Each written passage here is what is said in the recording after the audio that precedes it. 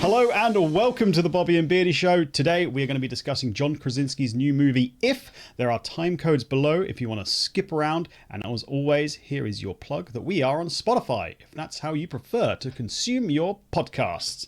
They're like a tasty burger, which you can't see. I assume people think YouTube videos are tasty burgers that you can see. As ever, I am joined by my co-host, McBeardy. McBeardy, how the devil are you, sir? I'm good. As always, I say this every time. I am tired. I've been away with work. I say that almost every time as well. It's true. But it's been good. It's been fun. Training basically the entire country. I'm hopefully soon to be the face of Sony for TVs, which I didn't tell you just beforehand. I wanted to leave that as a plug on the podcast. Wow. Fun times. Well, yes, there we go. What a fancy man you are all of a sudden, announcing or such it things. won't happen and I sound like a liar. Either way. But Billy, you're looking fantastic, by the way. You've had a lovely beard trim and haircut. I have compliments to you, sir. Thank you. I mentioned this week I've got this stag do and 2 weddings. My liver is going to kill me. Or, yeah, probably will be. It's just easier to maintain than the long stuff. I'm sure my beard will grow back. If it doesn't, I made a terrible mistake. But thank you very much. You have a bit of a waviness to you. What have you done to your hair? I'm in the process of growing my hair, actually. Okay. So it's got too long for my old hairstyle to work, so I've got a bit of a parting going on and flopping it. So I'm in that transitional stage where the old haircut doesn't work.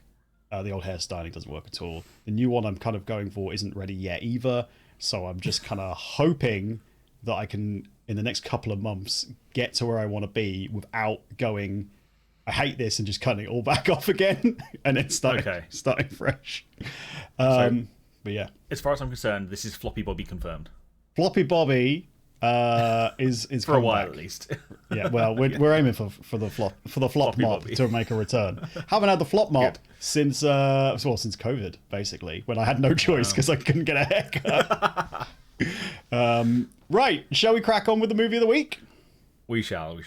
Perfect. Well, the movie of the week, as mentioned, is If, and here is the rundown. If is a live-action animated fantasy comedy which was written, produced, and directed by John Krasinski. The film stars a star-studded, packed ensemble cast that includes Caleb Fleming, Ryan Reynolds, Krasinski himself, Fiona Shaw, Alan Kim, Lisa Colón-Zayas, Phoebe Waller-Bridge, Louis Gossett Jr., Steve Carell. I could literally keep going. I have a separate page of other people, but I won't keep going. Those are the main ones.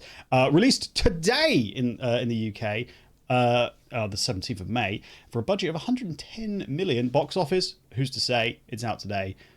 There were some pre-showings last week, which is when I saw it, and it's currently made 3 million, but its proper release date is today. The screening I went to, as I mentioned on the Tarot recording podcast which featured Torgy, go back and listen if you haven't already. It's a good episode. It was very good. I went for the 9 a.m. showing, arrived, and burst water pipes. No way, Jose, go home. I went back and saw the 6:20 showing, and it was me, my wife, and 2 other people. So I don't know how much the cancellations affected the showings. The 8 a.m. showing had 8 people attending. 8 a.m. Sorry, 9 a.m. had 8 people Get my numbers confused. The 9 a.m. had earlier. 8 people, and the 6:20 had. So the 6 a.m. showing I was at, basically. I was there for a 4:30 showing a.m. Yeah. So I don't know if my cinema just basically was going to do better throughout the day, and then just cancellations just ruined it. Ooh. So it could have made more. I was going to say, my cinema was more packed than yours this time, and that never happens. Yours is always, to be fair, yours is a nice cinema, if I'm honest. I do interesting. A lovely little cinema near me. So there we go. We'll have to wait and see how it does. I've got a few thoughts on that, which we'll get to. But Beardy, I can't remember what the story is. Could you remind me? Well, God, it's been ages since I've seen it, so let's see if I remember. If is the story of imaginary friends, or ifs, and what happens to them when their kids don't need them anymore or don't remember them anymore. It follows the story of John Krasinski's daughter. I've forgotten her name and the actress's name. Her name is B, and she's played by B. Kaylee Fleming. Yes, it follows B stumbling into the world of seeing ifs and trying to help them, basically. Hilarity ensues. There is some interesting, maybe relatively obvious twists. It's very funny, very well acted, very well voiced. Animation is beautiful. It does look very good. Yes. It's just a very nice, kind of heartwarming, pulls on the heartstrings at its points film. Absolutely. So, what did you think of it overall? I'll let you lead. So, like I say, I've been discussing this with my other half, and I keep mentioning that a lot of films have too many sort of obvious plot lines coming and too much obvious twists. And she's mentioned that the last time multiple times I've mentioned this, it's always been kids' films, and really kids' films need that. And it's like, well, no, I want surprises in my child's films. The twist was, it was kind of obvious. I think we'll discuss that when we get to spoilers, but it wasn't a bad thing to do. From a visual standpoint, absolutely stunning on the animation. Things like the reflections in the If's eyes, some of the trickery they do in, again, the mirror reflections a bit later on. We'll discuss that in the spoiler section. Really, really nicely done. There are some points of it I didn't like, and I sat there thinking, this has gone on too long, this section. This wasn't really needed. But overall, it's a very enjoyable watch. I do think it's a smidge too long. I will admit that. I'll go with that. Just a smidge. And I rarely say that. I'm up for a 4-hour film. But this one feels a bit too long. I think when you're aiming for the kid-friendly family market film, you really should be going for a 90-minute. Just my personal opinion. Yes. I've sat through too many kids' films, and obviously I have no idea if this one will keep kids' attentions. Because there was no one there. But I've sat through other kids' films, and you can just tell they've gone on slightly too long, and everyone's getting bored and restless and starting to run around. It's advertised as a comedy. I would say it's far sadder. Yeah, there are points where like my stone cold heart almost got me to cry. Yeah. This film made me sad quite a lot in quite a few places. I would argue, honestly, it's not that much of a comedy. There are some entertaining, funny moments, but I think for the majority of the film, I was just watching it going, that's making me feel sad. That's also making me feel sad. That's a bit sad, that one. Yeah. So, which leads me into my kind of point.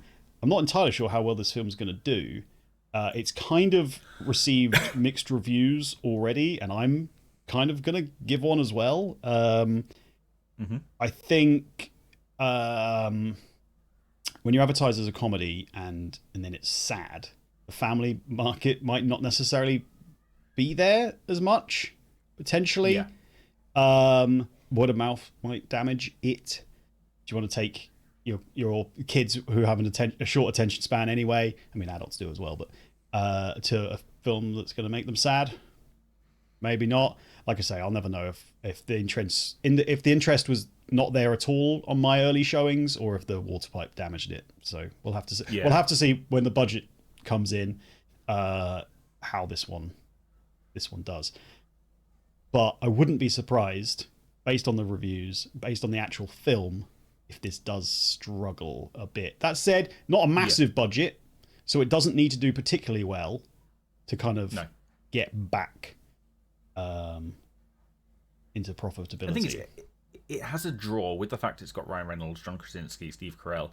People who maybe aren't into this sort of film may still give it a go, because historically those actors have always done fantastic films. It's worth a watch. So even if this isn't your cup of tea, go for it. Yeah. I think it's advertised more of a comedy, and I think I kind of wish it had been slightly more as well. I didn't want to sit there the entire time going, I'm feeling a bit sad about this. Forgotten ifs.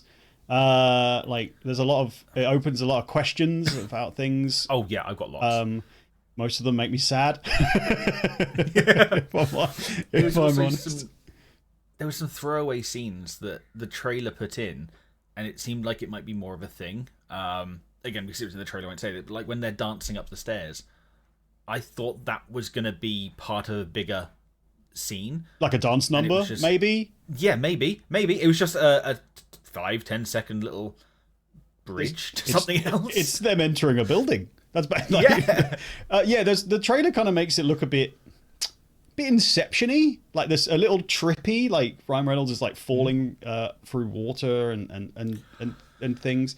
There's, Yeah. I mean, that scene in which he evolves that is kind of that, I suppose, but it kind of the trailer kind of make that feel like it's more of the film when actually it's kind of just like real life more often than not, and some big ifs walking around. There's a lot of like cut jumps to, like, that scene is taking you a little bit out of the real world. There's the whole scene preceding that again is out of the real world, but then there's the flashback with one of the older ifs. Those things didn't feel as natural in the movie to me as much as they could have been. It seemed like we've got 10 minutes. This will work. This fits here now. Just hammering in the jigsaw piece. Again, it wasn't bad, those scenes, but it didn't. A lot of it took a direction I didn't expect it to. Even the entire film itself, the film makes it look a lot more based on Blue, the purple if, which to be fair, I didn't mind that idea. But it seemed it'd be a lot more centered around that, and sort of, like I say, it took a much sadder, much more like, oh, this is quite a depressing idea now. Forgotten, no longer needed. What? Yeah. Can they be found? New homes and new people and stuff like that. Yeah. It kind of makes a bit of like. Well, even that storyline, like, it could have been a lot funner. And to be fair, they had this little fun montage, and again, you see it in the trailer where they're interviewing the ifs, seeing who they'd want to be paired with, and then there's a kid that they try that out on, and that's quite funny. That kid's great, by the way. My god, yeah, adorable. But it was just. It was such a sadder way of doing it, and the fact that it could have been a lot funnier and much happier is like, oh, everything's a struggle. Everything is a struggle. It's not ideal. Yeah. As you mentioned the montage, I've got a little note here saying that the star-studded cast, huge ensemble, kind of just a cameo train. It could be voiced by anybody, really. They don't need to be all these big stars. And you meet most of them in two scenes. One is kind of some of the scenes you see in the trailer with Ryan Reynolds, and the other one is the interview montage as you kind of quickly go through them. A couple of get extra lines, and characters like Blue get more work. Yeah. But it's kind of like huge cast for 5 seconds each. Yeah, 100%. Which is maybe why the budget wasn't so huge, because it's a small amount of time. So maybe. Yeah. I wonder if they got a lot of them as just on the cheap, like just do like the Screen Actors Guild like day rate, like we'll bring a microphone to you and you say some lines and then while you're doing someone else. The film kind of it's like I say, it's a bit sad, but it does have a charming family vibe at the same time. Yes, and as we said, it does look really good. Like the ifs as they're interacting with the real world and stuff. They don't. Sometimes you watch these sort of films and they stand out, and you're like, that's not real. That's a CGI thing in the middle. There was only one part of this film that kind of took me out of the immersion, and it wasn't anything to do with the ifs. It was some acting between B and her dad. A bit later on, it's a bit more spoilery, so I'm not going to say it. But it just didn't feel as natural as the rest of the film. Again, very forced. I say this in a lot of films where I feel this. It feels very sort of. Maybe it didn't go well. Maybe that was just the best take that they got from it. Her acting through the rest of the film is outstanding. It's just this one scene. It just doesn't sit well with me. But then again, what do I know? I don't act, so. Yeah, I didn't realize John Krasinski was really in the film at all, but he plays B's dad, and he's kind of like he pops up through a number of scenes, which we'll talk about in spoilers, because it's not in the trailers. So, yeah, I kind of want to go into spoilers. Well, the thing is, there's a lot of stuff I want to say that is generically about the film, but to explain why it was good, I need to give some spoilers. Yeah, that's kind of the issue with this. So absolutely. I'm happy to. Cool. Let's go straight into spoilers then. Let's not beat around the bush. I'm gonna give it a thumbs up, but I am gonna give it the little asterisk of it's sad and it made me sad. So, what are you giving it? Yes, I'm giving it a thumbs up as well. I don't know if you saw the warnings before it started. Obviously, it mentioned things like mild bad language and like bereavement themes and stuff, and it's like, oh, that doesn't sound comedy-ish before I even got into it. It is a good film. I do like it. It's not heavily as comedy as it thinks it is, and maybe it's not going to be the hit kids film that you expect, but it is worth a watch. It's quite nice. I think it might be one that people do watch but I wouldn't be surprised if it did traumatize them or make some kids a little sad. Not like massively traumatized or anything. That's probably I think the wrong word. it needs to be for slightly older kids. The fact that the ifs are so whimsical draws it to the younger market, but the theming pulls it to a slightly older, maybe late kid, early teens area. Maybe the same age as B. Yes, she's 12. Absolutely, that maybe fit quite nicely because it does cover some themes that some families have to go through. Yes, absolutely. Okay, right. We're in big time spoiler town. I want to start. Okay. There is a dance scene from John Krasinski, who plays B's dad, with his IV drip, flinging it around the room, like tossing it over there, pulling it back. He's put a little mop head wig on it to make it look like a woman he's dancing with. And the nurse is there chuckling the entire time. No! Stop that! That's dangerous! That's in your arm, mate!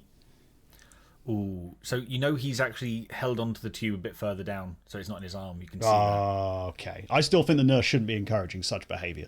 Oh no, I completely agree. Like, it might pull out of the actual like medication that is going into him, which he's having some major surgery. It's very much alluded to, not that you actually get told, but he talks about the fact that he has a broken heart and it's in surgery that he can be fixed where their mother couldn't have been. She was ill. So she dies of presumably cancer or something similar. Yeah.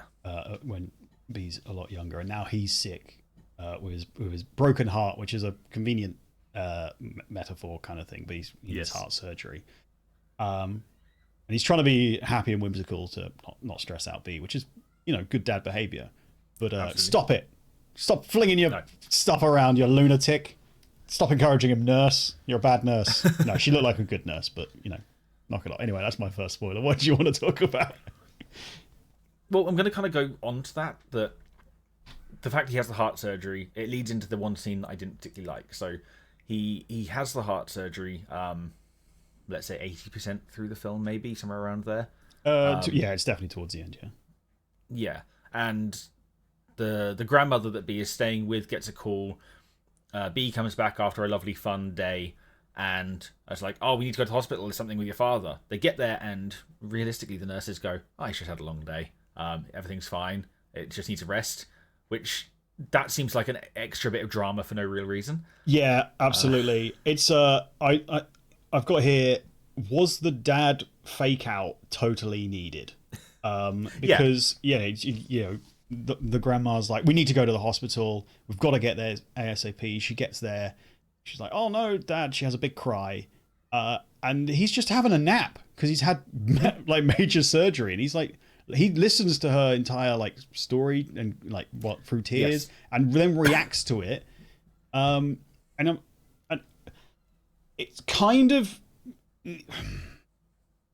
it's a fake out. And afterwards she stops seeing the ifs for a little bit, like because I'm not entirely sure why. Because is she there's a lot more adult? to unpack. Does she not need them anymore? So she just immediately can't see them, and then like as in the next scene, I'm like, oh, what? Yeah, it felt like an unneeded fake out, to be honest. I feel like they could have... and it also led to the only part of the film that I felt didn't run very smoothly. So, for theming purposes, her mother gets B to tell her stories when she's younger, and then her dad is saying like, "Oh, this is going to be fantastic living here, being a child, getting your own story." So when she thinks that maybe her dad is dying, she kind of tells the story that she's going through. And the telling of the story just seems... It's the only part of the film that seems poorly acted to me. It just didn't fit very well. Like, everything else she does, the intonation is great. The inflection, even the cracks in her voice fit really lovely. And this one just didn't so much. And then afterwards, she jumps on him and hugs him and slaps his chest, basically, which he's just had major heart surgery. What is that? Well, you know what that is? That's a result of his careless IV-based actions. He's raised a lunatic. Fair. So yeah, I didn't really like that scene. She then stops seeing them until she finds she drops a box when they're moving again. Yes. Which kind of leads you to the big spoiler, which I'm assuming you figured out about 20 minutes in, like everyone else. Well, I think I was so distracted by being sad that I wasn't really paying attention to it, and then it happened. Oh, I was really? like, oh yeah, of course. Like Yeah. I knew like there's other things kind of wrap around it, but yeah, basically Ryan Reynolds, shock horror, is Bee's imaginary friend from when she was younger.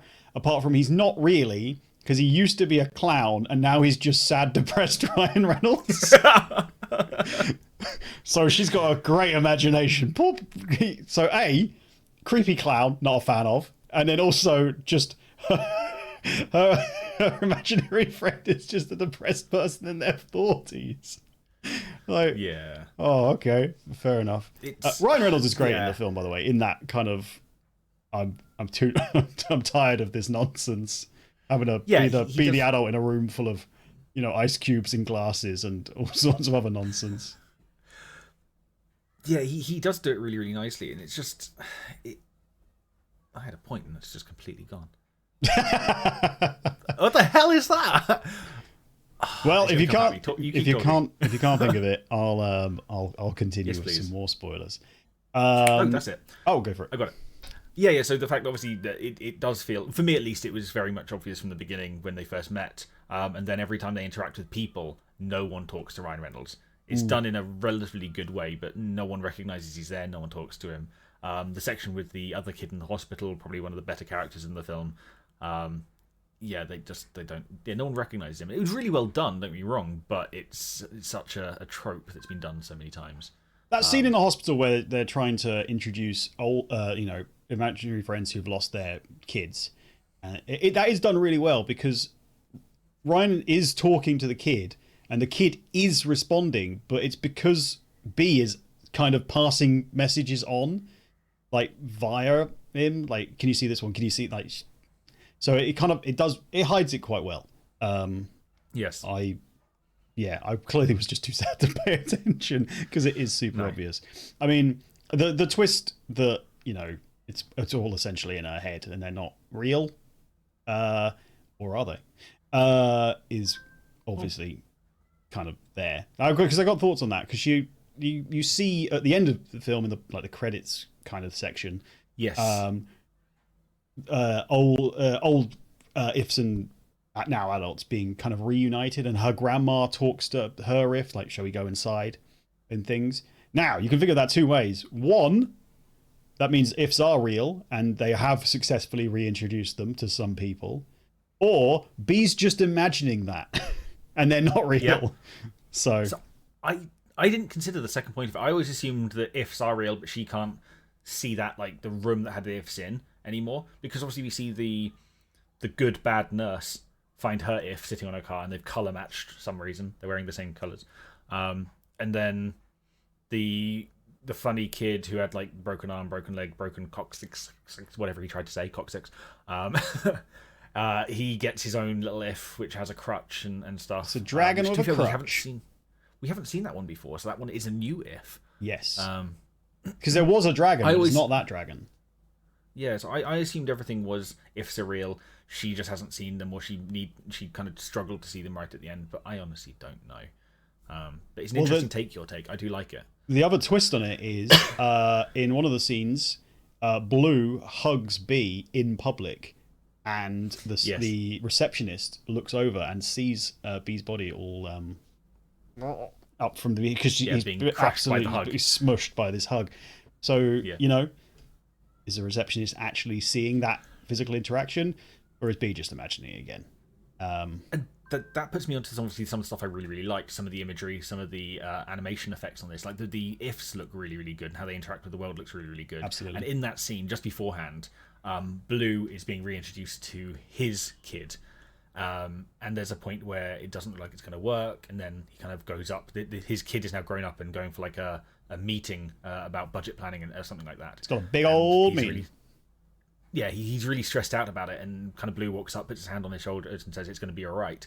And there's this cut, like a scene from like 90-degree angle, where you can see Blue and this grown-up kid, and in the reflective, like the mirrored surface behind, it's Blue and the young kid, and it's really, really well done, like really well done. There's a point where Ryan Reynolds takes B to where the ifs live, the lost memory or last memory old like retirement home sort of thing. Yeah. And she gets told that she could recreate the retirement village for them, and so she starts imagining it, and it all changes. And that scene is really, really well done. Because it's sorry. That scene is the scene you see in the trailer a lot of all of the the crazy, I could kind of said Inception-y stuff where it's like coming out of a painting, falling from a height into a paddling pool, not a paddling pool, a swimming pool, and things like that. So yeah, it's her reimagining it. It's like they're in a theme park kind of hotel. Yeah, they kind of go down through a theme park into the underground, and it's weird. But because you've got live action interacting with the animation, and you've got Ryan Reynolds' character running away as the flooring changes, that's very difficult to animate in the way they did. I don't know why I said animate like that. Difficult to animate in the way they did, but it was it was stunning. It was really, really well done. Like, I think that the animation work on this is far better than I thought we were actually at, if I'm honest. It's really good. It does look great as a film. Cool. Righty. I got one more spoiler, and then you can go. Dad was in hospital for so long for surgery. He seemed to be there like a week in preparation for his surgery. Yeah. Why is he inside? Why is he there? I mean, he's clearly making money, because that's in America. That's going to be costing him a fortune. In the UK, they wouldn't do that on the NHS. They'd be like, no, you arrive 10 minutes before your surgery, which will be delayed 2 days. And then you'll be going home between those surgeries. Yeah. I just found it a bit weird. I was like, why are you... I don't know, because it's like this vague heart condition that isn't really explained. I was like, they're a very long time. It was purely plot-based. It needed to be done, so it was done. Like that's really it, as far as I can tell. My two things, spoilery-wise, I didn't like are both based on the same thing, but like, say, things running a bit too long. So that animated sequence where she's changing the world, loved it, outstanding. The little dance sequence afterwards, not a big fan. That went on for quite a while. Yeah, I totally forgot about that. That was so weird. It was so weird. Nothing to anything. Absolutely. Apart from they could show a bit of dancing in the trailer. Yes. Yeah. I forgot about that. Yeah, that was totally just like, I don't know what that was there. Yeah. And then one of the other main ifs called Blossom, you see her in the trailer. She's sort of like the 1920s 2D, kind of like Steamboat Willie looking sort of character, I guess. There's no other way I can really say it. Turns out she is Bee's grandmother's if. And when they're trying to learn how to get a forgotten if back to their grown-up child, they kind of play some music, and her grandmother used to be a dancer, and she's like, this record player's just playing. Bee, is it you? No? Okay, well, that makes perfect sense. I'm going to dance now. By the way, the front door is open, which she can see from there. But she's going to dance now, and it's a very long dance sequence, and it felt a bit weird again. Like, I understand the connection through like why she was made. Blossom was made because grandmother liked dancing. I get that, but it was such a long sequence. The lighting was nice, but other than that, why? Also, is that the first time grandma's listened to that record and danced in like 60, like 8? I don't know. Yeah. Like, she's never once danced to it, like even with the front door closed. And because that's what rekindles that for them. Maybe she wasn't, but yeah. But they did say that Blossom used to like be in the room, sit there, like watch TV with her. So I can't believe it was weird. I do admit that some of the ways they reconnect them are a bit like, it's a little obvious, isn't it? Is that like no one's like the Blue and his kid, Jeremy was his name. Something like that. They start to reconnect over the smell of pastries. Like he's never had a pastry like with Blue nearby loitering like at all in this entire time. I don't believe you. Yeah, and again, I do want to stress that I'm not saying those things ruined the movie. They just felt a bit weird. Mainly the big dance sequence. Like I say, the dancing up the stairs thing. If that had gone a little bit longer, fine. That actually kind of harks back to like old school movies where like Singing in the Rain sort of style. Fine. Because I think at that point Ryan Reynolds is actually wearing spats. Fine. But the dance sequence after this really, really nice Inception-y changing the world sequence, it just didn't fit. Yeah, I agree. Also, just before we go, the nurse who reconnects The nurse who reconnects with her if at the end, and they hug by her car. I really wanted one shot of a passerby looking at that. Like the receptionist had looked at B earlier, and like she's just completely like, oh shit, because it's not seen. Yeah.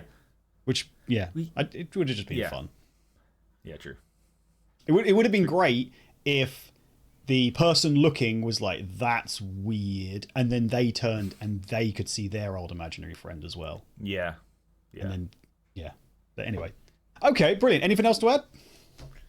No, I like to say I really enjoyed it. There were some fantastic points of it. There were some points that didn't fit particularly well. And I'm going to throw this out there and throw some shade on him for no real reason, but maybe it's because John Krasinski hasn't directed a non-horror film since like 2016.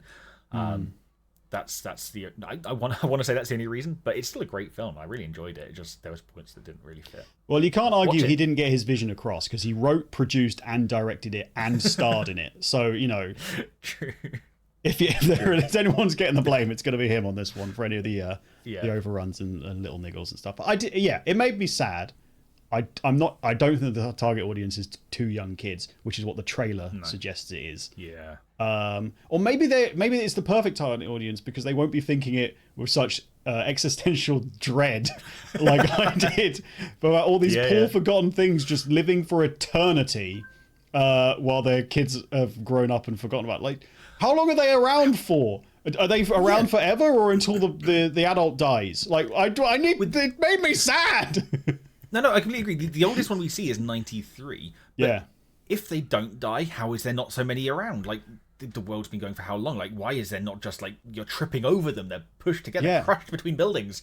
Like, and how do they die? It's a nightmare. Yeah. Like, what do they just, like, my adults die? They just fade away? Or do they suffer the same death? So if you get, oh God, just hit by a bus. Exactly. I want to know, and it made me sad. Anyway, there we go. Beardy, take us home. Fun. Take us home. Do the outro. I honestly missed it. Well, as always, thank you very much for watching and listening. Hopefully watching, you need to watch more. Watch us on Spotify so you can see my fresh new haircut and beard cut. And watch us on Spotify. Oh. Too well to do that, mate. You sausage. You've goofed. No. I have not goofed. I'm setting my aspirations. Watch us more. Get us pushed up. Let's get a deal with Spotify so we can do Spotify video. Oh, there you go. Yeah. I intended this. Shush. Watch us on YouTube for now, but Spotify video is coming. Just help us. You can find Bobby on Twitch as Bobby Android. I still have not done anything on my Twitch side of it, but when I do, McBeardy will be where I will be. I'm working on it. I've been too busy. I have things to do. Drop him a follow in anticipation. Leave your notification on so when he eventually gets around to it, you'll be like, oh my God. Yeah, if I get enough follows, I'll start it quicker. I want to. Bribery. This is on you now, guys. Until next time, thank you very much for watching and listening. And bye-bye. Thanks so much. Bye-bye.